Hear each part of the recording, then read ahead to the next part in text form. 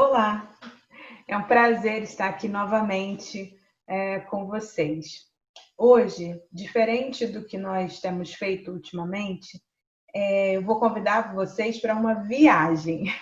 Essa viagem vai se dar a partir de uma contação de história, praticamente.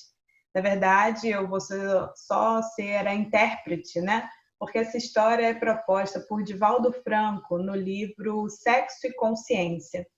Esse é um livro no qual ele aborda vários assuntos relacionados às experiências humanas, né? Relacionadas, obviamente, ao sexo, à sexualidade e os nossos relacionamentos. E aí, no capítulo 8, ele dá o título Superando a Prostituição. E ele usa para abrir esse capítulo uma figura emblemática do Evangelho, que é Maria de Magdala. Em vários livros, né, da doutrina espírita, que nós temos mais acesso, ou pelo menos são mais comuns, nós vemos referências a Maria de Magdala e algumas abordagens. A primeira vez que eu li mais detalhadamente sobre ela foi no Boa Nova, e lá no finalzinho, nas referências, eu coloco também o livro Boa Nova. Mas o Divaldo, ele fala nesse capítulo 8 que, a partir de vários estudos que ele já fez, do contato com vários espíritos ao longo desses anos todos, ele pôde criar, né, um entendimento próprio, talvez, sobre essa figura. E aí ele traz uma narrativa muito densa, muito detalhada sobre a história de vida dela. Abordando períodos que esses outros livros, pelo menos do que eu conheço, ainda não tinham trazido, ou pelo menos que eu não conhecia. E por isso, né, eu trouxe esse trecho para vocês hoje. Não sei se vocês conhecem, mas se conhecerem, de qualquer forma, eu acho que vale muito a reflexão a partir dessa narrativa que é tão poética, essa narrativa do Divaldo Franco. Então, para esse nosso estudo dessa noite, eu vou precisar bastante da colaboração de vocês. Preciso que vocês acessem aquelas memórias mais profundas, que aflorem a imaginação, para que possamos juntos percorrer esses cenários que o Divaldo descreve nessa história, né, que ele vai contar. Bom, muito provavelmente nós não chegaremos ao final da história, porque a descrição dele é bem detalhada e fica longa, tá? Então, vamos começar. E aí eu vou ler alguns trechos, principalmente aqueles que forem mais complexos, né? Que não vale a pena perder a fala da forma que está colocada aqui. Alguns outros eu posso contar mais rapidamente para poder agilizar a história. Bom, ele então começa falando que algumas coisas muito importantes, né? Ele frisa a importância dessa personagem do Evangelho, considerando que ela viveu todos os vícios, que ela vivenciou de forma muito contundente muitos desvios, e que superar as dificuldades a partir do momento que se vive tão intensamente é muito difícil, e por isso há um mérito muito grande nessa transformação. Então, Divaldo apresenta Maria de Magdala como um exemplo muito forte de transformação e um exemplo muito próximo de nós, considerando que, a partir do momento em que nós observamos as nossas fraquezas, as nossas dificuldades e, ao mesmo tempo, nos aproximamos da doutrina, por exemplo, do Cristo de alguma forma, esse chamado, às vezes, se torna tão pungente que nós batalhamos aí, de alguma forma, pela nossa transformação moral, né? E ele fala que isso se considerarmos outras figuras do Evangelho, isso é um desafio muito maior, porque ele vai falando, alguns nunca chegaram a experimentar alguns desses desvios. Então, manter-se puro, casto, é mais fácil do que abandonar todo um histórico vivido, né? A gente consegue compreender isso facilmente quando a gente pensa no próprio processo reencarnatório, né? Como é difícil transformar os nossos hábitos, né? Nós mudamos todo o cenário, e reencarnamos com o esquecimento do passado para tentar fazer diferente, mesmo assim é difícil. Imagina uma transformação que acontece durante a própria encarnação, né? Olhando para um lado e para o outro, vendo os atrativos da vida anterior e seguindo, né? Perseverando em seguir um novo caminho. Então, ele traz essa figura dizendo o quanto ela é uma figura próxima às nossas vivências, né? E daí a importância de estudá-la e de dar visibilidade a todo esse processo de transformação, de superação. Então, acessando lá as memórias, né? Vamos lá.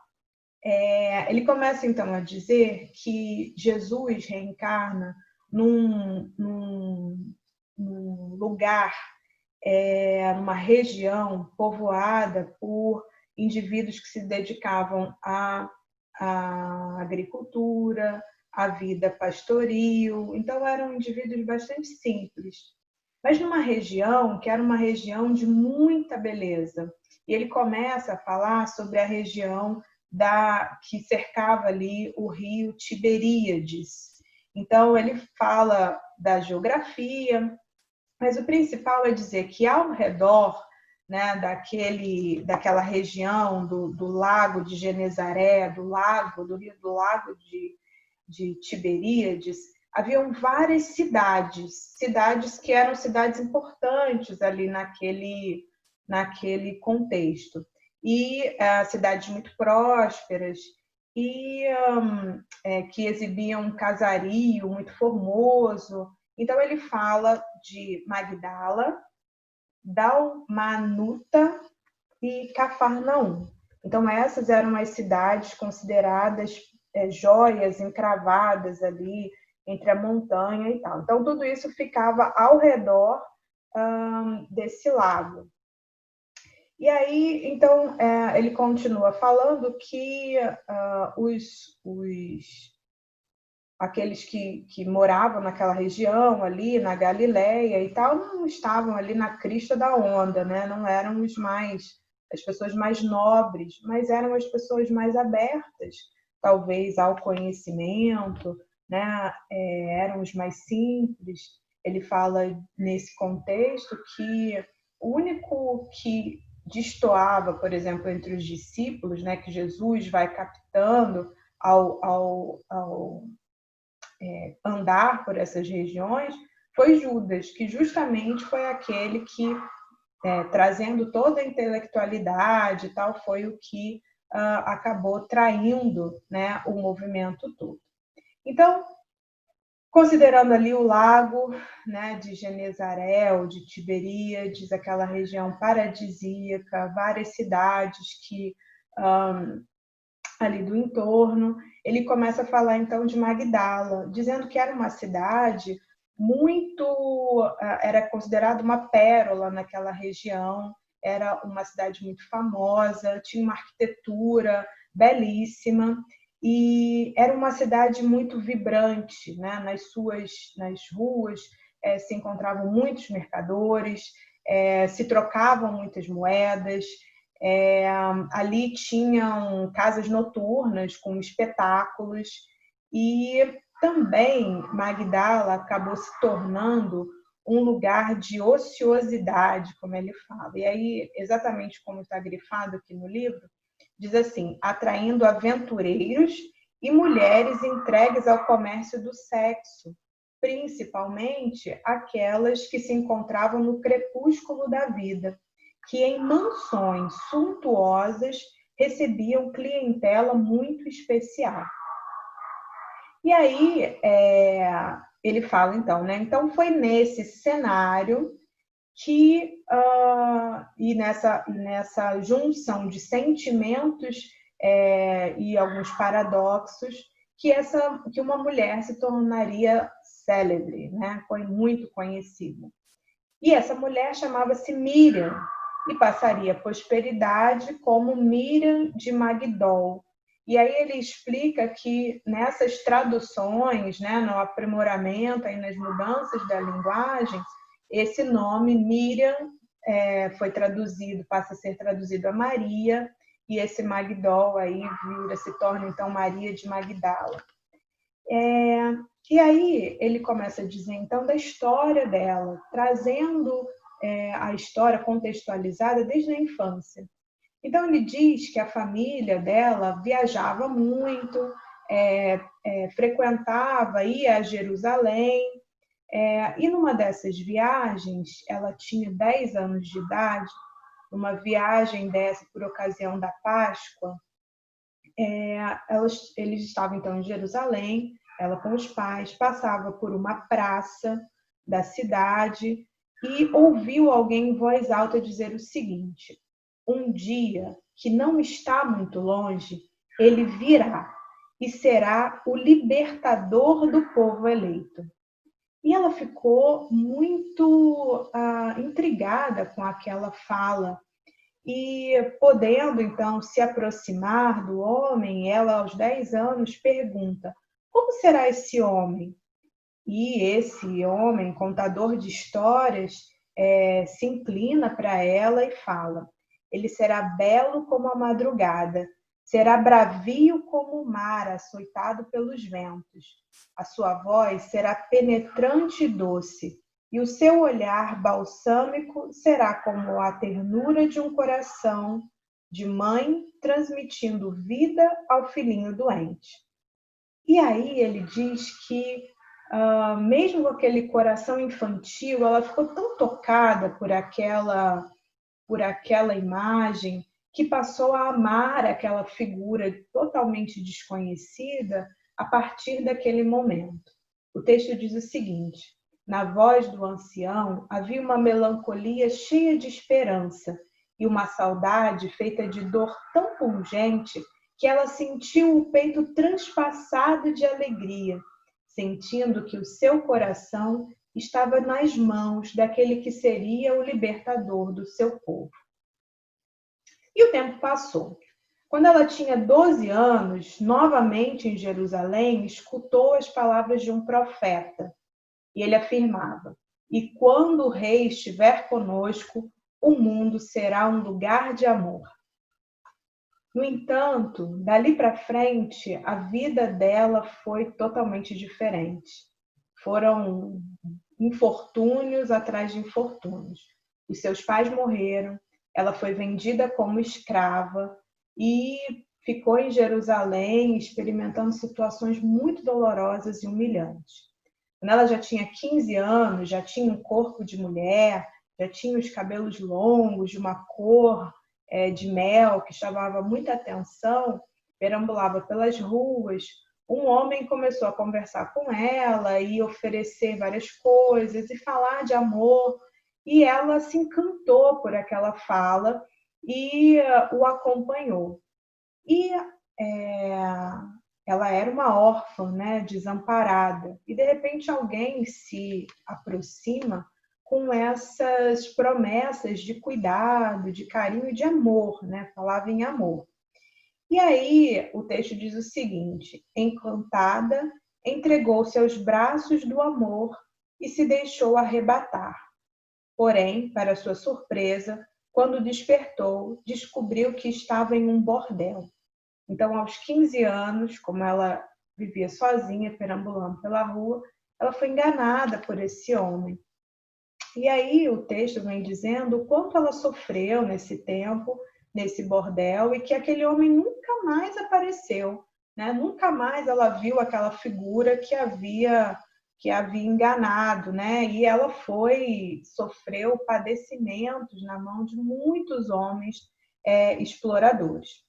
E ela fala também aqui no texto que entre as atividades que eram impostas a ela naquele momento, havia a venda de perfumes. Então, ela continuava circulando pela cidade e de porta em porta e vendendo perfumes. E aí, como ela continuava andando, mais uma vez, ao chegar próximo ao templo em Jerusalém, ela ouve dizer: Aleluia! Ele chegou à terra para trazer venturas. É chegado o grande e terrível dia do Senhor. E aí, novamente, né, sem saber qual a magia que a dominava, Maria sentiu-se atraída pela voz que cantava a litânia e perguntou-lhe como ele é.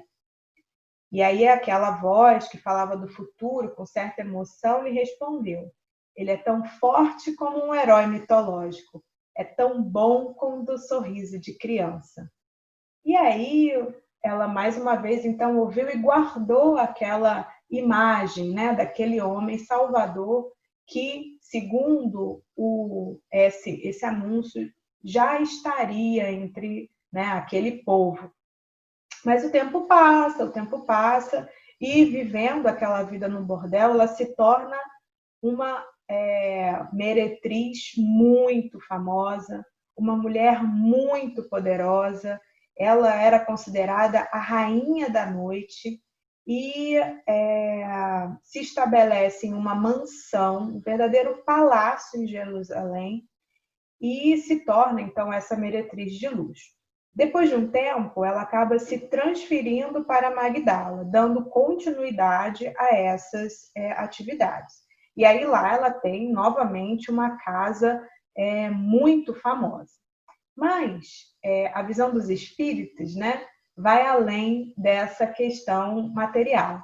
E eles começam, então, né, o Divaldo vai coletando aí ao longo do tempo uma perspectiva psicológica da Maria de Magdala. Então, ele fala em algum momento o seguinte: tinha quase tudo menos a paz. Parecia que seu coração estava envolto em um luto cruel. Por mais que os homens lhe dessem alegrias, a embriaguez dos sentidos não preenchia o vazio dos sentimentos. E aí, ao longo do tempo, ela vai ouvindo falar do Cristo. As mulheres que serviam na sua casa, penteavam os seus cabelos, vira e mexe falavam: Senhora, já ouviste falar daquele que consegue penetrar o coração das pessoas, como se fosse um perfume delicado, e consegue balsamizar a alma, como se fosse uma brisa suave que nos acaricia? E aí ela ouve aquilo totalmente anestesiada, não pronuncia nenhuma palavra.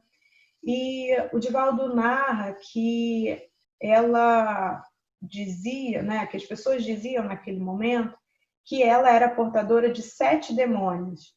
Então, acontecia que de tempos em tempos ela se trancava em casa, trancava toda a mansão, não recebia ninguém, porque ela entrava num processo que ele descreve aqui como um processo obsessivo mesmo, por conta de todos aqueles espíritos que vivenciavam com ela aquela experiência carnal tão forte, né? Ele fala que em um determinado momento em que as orgias acontecidas na noite anterior a deixavam completamente extenuada e que depois de todos os prazeres vinha um profundo arrependimento.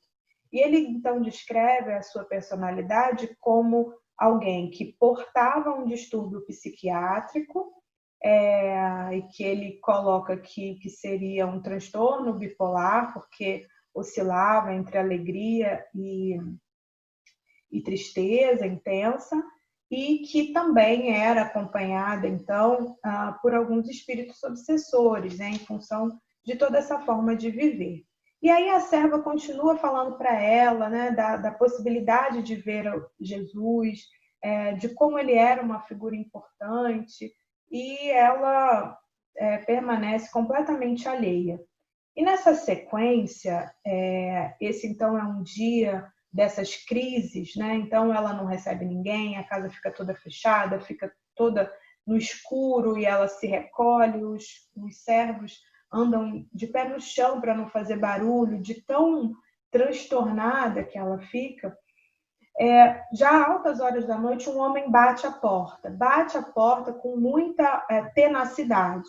E quando o servo, né, como se fosse um mordomo, vai lá abrir a porta, vê um mendigo. E aí fala, o que é isso, né? Um mendigo pedindo esmola a essa hora da noite.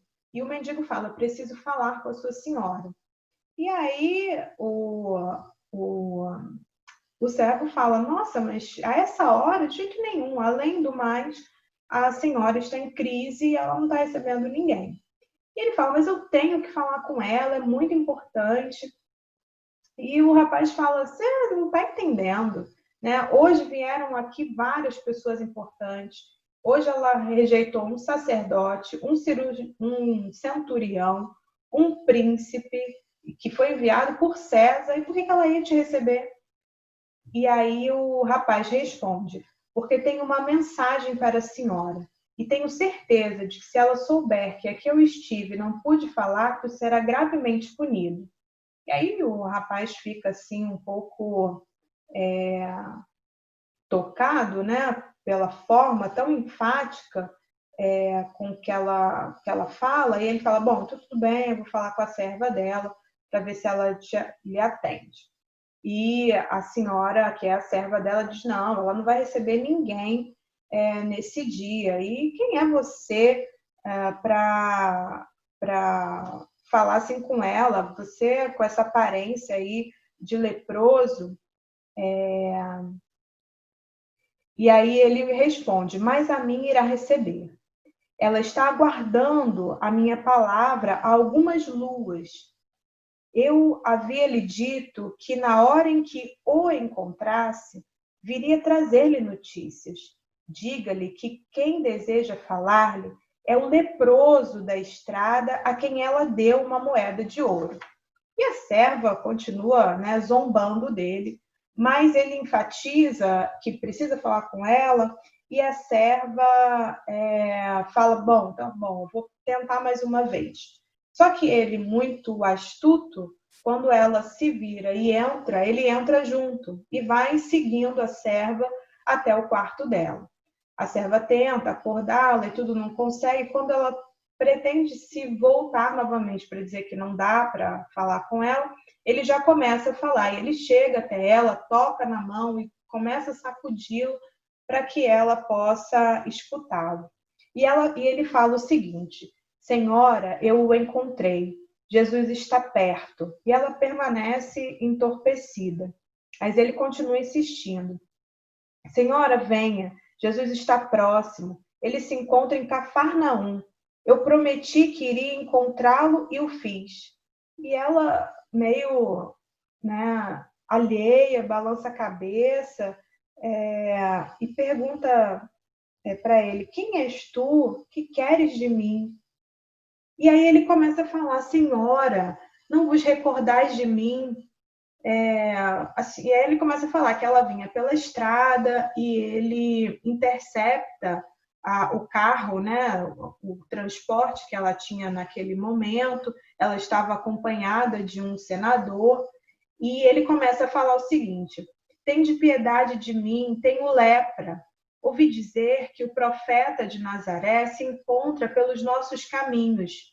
Dizem que ele limpa as feridas morais e cicatriza aquelas que estão purulentas no corpo.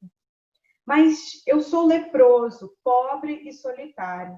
Não tenho recursos para alcançá-lo. Ajudai-me, Senhora. Ajudai-me com uma moeda para eu ir até Jesus. Vós que tendes poder e fortuna, a fama e a glória, dai-me uma moeda para comer pelo caminho. E vós, sarcástica, abristes a cortina, atiraste um sestércio, uma moeda de ouro, e me disseste, vai, e quando o encontrares, se tiveres gratidão dentro do peito, volta para dizer-me, a fim de que este profeta também me cure. Se esperas que ele te lave a lepra do corpo, traze-me este peregrino para que ele me lave a lepra do coração. Divaldo tinha falado, né, que apesar de todas as coisas vividas, que de todos os prazeres do mundo, de todos os prazeres materiais que ela desfrutava, ela vivia amargurada, né? Então ela fala para o mendigo que queria que Jesus curasse a lepra do coração, que ela trazia no coração. E ele fala, e ele conta, né, como foi para ele aquele encontro, que Jesus efetivamente lhe curou a lepra do corpo, que tudo aquilo que parecia apodrecendo dentro e fora dele foi curado, e ele mostra o corpo dele todo sem marcas já, né? Porque tinha sido então curado pelo Cristo. E aí fala que o mendigo então ria, muito entusiasmado com o seu depoimento, estava de braços abertos, mostrando para ela o corpo completamente limpo, e toca na mão dela e diz: vamos, vamos, né? E ela começa a falar assim: olha, mas a Galileia está cheia de profetas. Como posso acreditar nele? É apenas mais um. E aí o mendigo fala: mas ele é diferente, senhora, ele veio para redimir o mundo. E ela responde: eu conheço esses redentores. Muitos deles passam aqui pelo meu leito de meretriz. E ele continua: eu insisto, senhora, Jesus é diferente de todos que a senhora já conheceu. Ele é nobre como uma espada nua, é puro como uma labareda de fogo, e é bom como um favo de mel. E aí ela responde: mas certamente o teu rabi, como todos os da mesma espécie dele, deve ser um hipócrita. Tenho certeza que ele fala de amor, mas ameaça apedrejar as meretrizes diante do templo. Ele deve detestar-nos a todas nós, as mulheres vendedoras de ilusão. Ele cura as feridas do corpo e não tem compaixão das misérias da alma. Se o teu profeta souber que está diante de uma mulher que um dia será apedrejada até a morte, certamente ele terá uma reação estranha ao me receber. E ele responde: não, senhora, Jesus ama os pecadores. Eu vi mulheres equivocadas ao seu lado, vi pessoas aturdidas enrodilharem-se a seus pés. Testemunhei seres vulgares, conhecidos por todos, desfrutarem da sua atenção, e ele confraternizava com eles. Eu também o vi comendo com as mãos, sem lavá-las, em um grupo daqueles que somos os rejeitados pela sociedade. Então, Jesus comendo com os leprosos, né, sem lavar as mãos. E aí ela responde: não comigo. Tu sabes que eu tenho a alma marcada pela peste da vergonha. Sabes bem que eu sou e qual é o meu futuro. Mas ele nos disse que feliz é aquele que, havendo perdido tudo, ainda tem Deus na intimidade. Que bem-aventurado é aquele que aspira ao mundo transcendental e despreza as coisas da terra. Vinde, Senhora, eu tenho certeza que ele vos amará. Ele cura todas as formas de lepra. A minha estava por fora e a vossa está por dentro. Vinde, aproveitai a oportunidade. Nesse momento, a mulher hesita. O peregrino da miséria ergueu-se, segurou as mãos da meretriz e levantou-a, advertindo: vossa oportunidade de vê-lo é somente hoje. Será hoje ou nunca mais. Ele não dorme duas vezes numa mesma casa. Está ali, próximo, em Cafarnaum. Ele veio para dar alegria aos que choram, esperança aos desesperados e amor àqueles que perderam a razão de viver. Vinde sem demora. Então, o próprio homem acaba puxando a corda, o sininho lá, e chamando a serva. E diante da serva, ela despertando, fala: prepare a barca, desejo ir a Cafarnaum. Então, ela pede à serva um manto para cobrir a cabeça. O mendigo, né, o leproso, ajuda ela a se enrolar. Quando eles chegam na beira lá do lago, a noite já está alta, né? E tem um silêncio profundo. Um rapaz, um remador, está ali esperando. E aí a imagem, né, que eles constroem é muito bonita. Ele fala: a pequena barca cruzando as águas daquele mar espelho na direção de Cafarnaum. O profundo silêncio só era quebrado pelas onomatopeias da natureza, ou seja, o silêncio era quebrado pelo barulho natural barulho da natureza. Dentro da embarcação estavam um mendigo e a senhora, cobiçada pelos homens, e que vai aos poucos, a partir daquela brisa, né, se recuperando. E esse trajeto, né, essa travessia, demora 2 horas. Então, 2 horas depois, a barca era cravada nas areias marrons, numa praia de pedras miúdas, à sombra de tamarineiras em flor.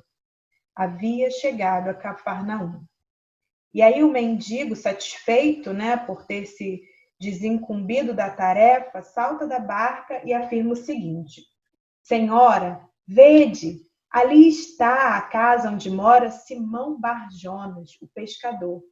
É ali onde ele está hospedado essa noite. Ide, senhora, eu tenho certeza que ele vos receberá. E aí ela fica um pouco receosa, ainda tinha um manto, né, cobrindo a cabeça, e ela hesita, né, caminha então até a casa, hesita na hora de entrar. O mendigo está ali do lado dela e ele fala: Senhora, Jesus a espera. Vede, a porta está aberta. O barqueiro, agora de pé, reforçou a proposta. Ide, senhora, a noite chega ao máximo e logo mais amanhecerá.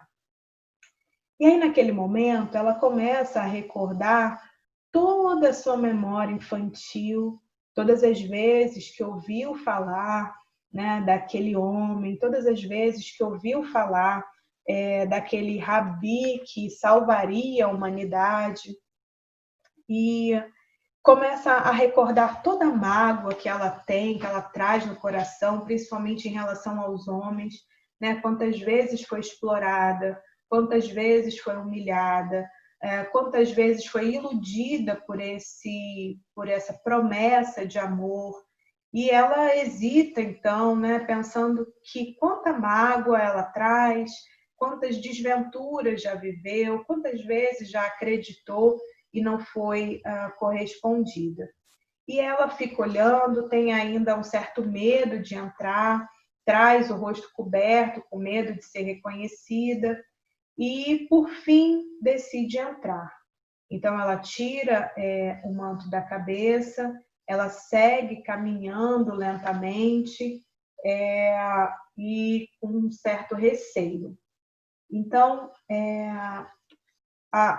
o texto diz o seguinte: a consciência estava pesada de remorso, o coração encontrava-se amargurado pelas desilusões. Aproximou-se da velha porta de carvalho e a empurrou devagar. Ao permitir que o luar adentrasse o ambiente, um retângulo prateado de luz caiu sobre a sala, na qual, sobre uma pedra, um homem estava sentado, de costas para a porta. Ele moveu a cabeça para um lado, o queixo ficou paralelo ao ombro, formando um ângulo quase reto, procurando demonstrar que havia detectado a presença de alguém que chegava. E aí ela vê, né, o seu semblante, o texto descreve a forma do cabelo, a barba, a forma como era penteado o cabelo, né, ao molde dos homens de Nazaré, a expressão que ele tinha, e ela fica então fascinada por aquela imagem, né? E diz assim: Maria foi tomada por uma emoção estranha. De onde o conheço? Perguntava intimamente, enquanto uma onda de amor esfogueava-lhe o ser. Ela se acercou deslumbrada. atirou-se-lhe aos pés e de joelhos lhe exclamou suavemente, banhada em lágrimas: Rabone! Havia tanta doçura nos olhos azuis daquele homem que ela se comoveu ainda mais. E Jesus, com um jovial sorriso, respondeu-lhe: Maria. A mulher de Magdala começou a chorar mais intensamente e perguntou-lhe, soluçando com a voz embargada: Tu me conheces? Como não, Maria? Eu sou o bom pastor. Eu conheço todas as minhas ovelhas, uma a uma. Então, não te surpreendas que eu te chame de Maria. Ó Senhor, se tu me conheces, tu sabes da minha desgraça. Maria, não te preocupes com isso. Mas a minha vida é um flagelo. Não tenho razão para viver. Ah, sempre temos razão para viver. Mas, Senhor, eu vivo em um bordel. Um bordel também é um lar. E todos têm direito a um lar. No entanto, no bordel, eu sou a mercadoria. De fato, seria preferível que, em lugar de estares exposta, tu estivesses composta. Que, em vez dos homens te procurarem para o comércio da ilusão, tu te transformasses em uma realidade de paz. Eu sou uma dama da ilusão, eu sou toda podridão. Oh, Maria, todas as experiências da vida são sempre transitórias.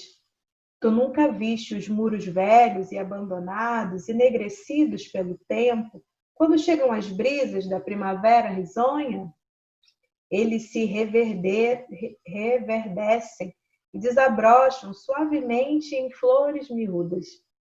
Tu nunca viste os pântanos, sob o carinho da drenagem, transformarem-se em jardins de beleza incomparável? Tu nunca viste o deserto, trabalhado com ternura, converter-se em pomar generoso? Assim é todo aquele que se acerca do reino de Deus. Não digas que tu és uma pessoa condenada ao sofrimento ou à dor, porque para o coração de meu Pai, todas as criaturas merecem amor. Que deverei fazer então, Senhor? Deverás amar. Oh, pobre de mim! Tenho sido usada e odeio.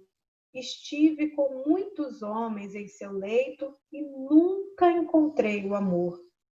Não, Maria, não me refiro a esse tipo de amor. Deverás amar aos teus filhos. Filhos, eu não os possuo. Sou uma mulher infeliz. Tive o ventre varado 1000 vezes e nunca tive a honra de ser mãe. Não me refiro a esse tipo de maternidade. A mulher que tem um filho, possui certamente um dever para com ele. Contudo, há mulheres que geram a vida no próprio ventre e que matam seus filhos ao nascerem. Há outras que abandonam as crianças para morrerem na estrada, o que as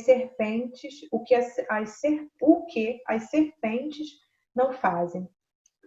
E ele continua dizendo, amar o filho da própria carne é um dever imposto pela vida, mas amar aquele que é de outra carne é uma oferta do amor de Deus.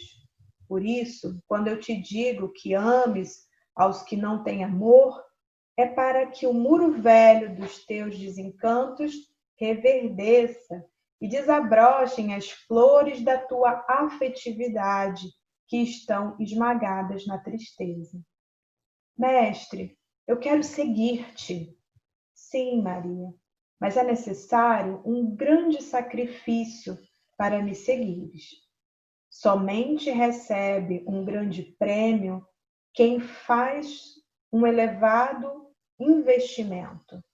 Se desejas seguir-me, terás que renunciar a todas as coisas da terra para desfrutares das excelências daquelas que são de Deus.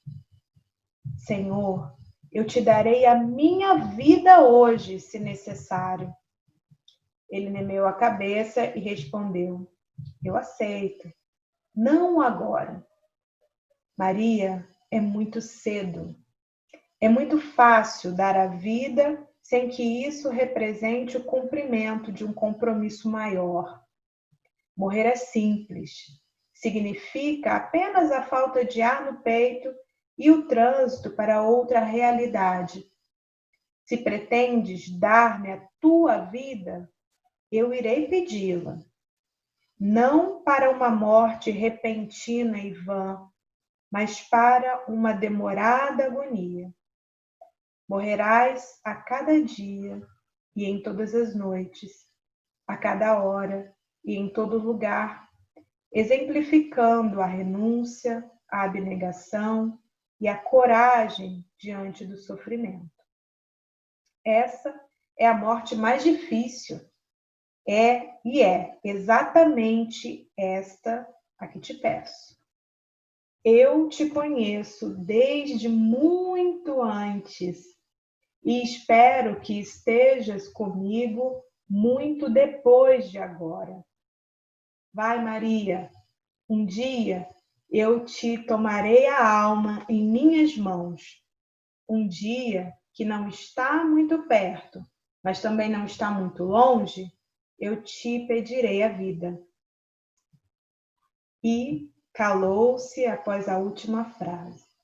Ela compreendeu que o diálogo estava encerrado e ergueu-se cambaleante, saindo do recinto, sem dar-lhe as costas. E ele narra que ela vai caminhando, continua olhando para casa, continua olhando aquela luminosidade da lua que penetra a porta, percebe que ele continua falando com aqueles que estavam ali ao redor, e dentro do seu coração ela escuta o seguinte: eu estarei contigo, sacrifica-te e ama, a fim de que possas passar pela porta estreita. Nunca temas e creia sempre. Vá em paz. Bom, o que acontece depois, muita gente já sabe, mas a gente pode continuar conversando sobre isso num outro momento. Uma questão importante trazida então aqui é que diante de todas as dificuldades, Jesus não simplesmente absolve ela de todos aqueles ditos pecados aí, entre aspas, né? Ele devolve para ela a responsabilidade de transformar a própria vida, né? Fala que simplesmente abrir mão da vida, por exemplo, a partir dos caminhos da morte, seja ela de que tipo for, e a gente pode pensar no suicídio, por exemplo, depois de se perceber, né, em erro, não é uma saída. É preciso trabalhar, né, nessa transformação, é preciso exemplificar esse entendimento. E a partir desse encontro, a vida dela se torna uma exemplificação diária, até o momento do seu desencarne, em que, da forma como foi colocado ali, né, que ele fala que eu te espero e vou te encontrar ainda mais tarde, é o próprio Cristo que a recebe no momento em que ela desencarna. Então, ela fez uma grande transformação na vida e ela fez por merecer, não é? Esse encontro final, essa condução ao mundo espiritual pelas mãos do próprio Cristo. Então, Maria de Magdala traz um exemplo muito forte para nós, né? Esse exemplo de transformação, esse exemplo de entendimento do que é o verdadeiro amor e a verdadeira dedicação. Que nós possamos tomá-la como exemplo e transformar na nossa vida o que nós entendemos que precisa ser mudado, que precisa ser transformado. Tchau, tchau. Nos vemos num outro momento.